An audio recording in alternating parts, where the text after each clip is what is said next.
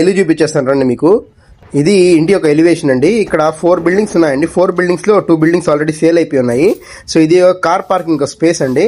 ఇక మీకు hall area మొత్తం కవర్ చేస్తాను చూడండి. ఇది స్టేర్స్, ఇది మనకి హాల్ ఏరియా వస్తుందండి. హాల్ ఏరియా మంచి స్పేషియస్ గా ఉంది. సో ఇంటి మొత్తానికి కస్టమర్ పిఓపి చేయించున్నారు, పిఓపి సీలింగ్. మీకు కావాలంటే వుడ్ వర్క్ కూడా చేయించిస్తానండి. వుడ్ వర్క్ కి మనకి 2 lakh ఎక్స్ట్రా చార్జ్ చేస్తారు.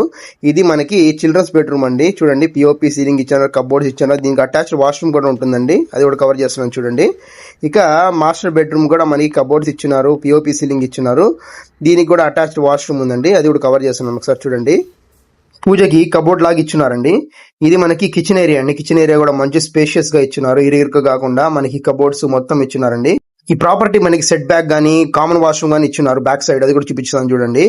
ఇక ఈ ప్రాపర్టీ మనకి వెస్ట్ ఫేసింగ్ ప్రాపర్టీ అండి. మొత్తం 15.5 అంకణాల్లో ఉంది. కన్స్ట్రక్షన్ వచ్చి 14.5 అంకణాలు.